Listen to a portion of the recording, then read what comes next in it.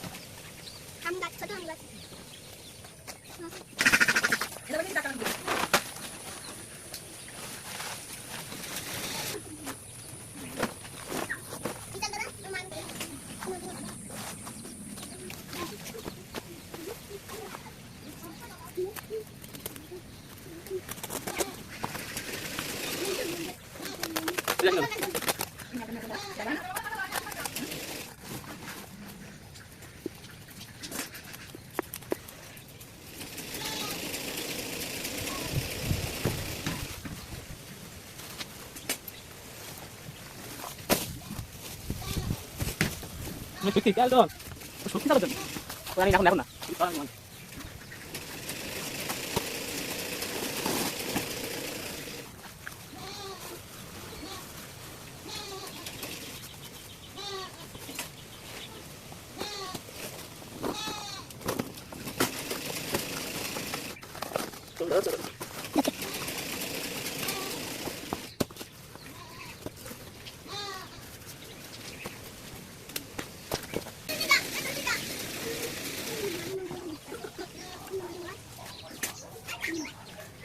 বাবা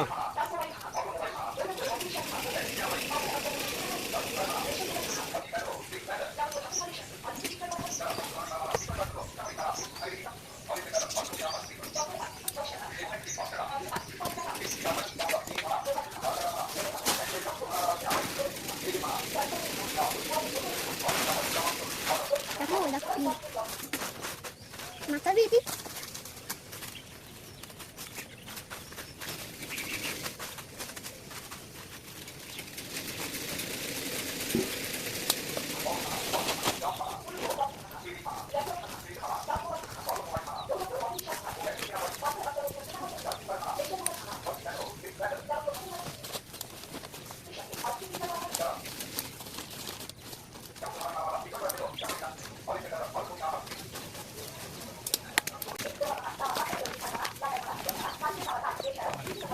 বাবা রে সন্ধ্যা তুই কষ্ট মুহূর্তে নাম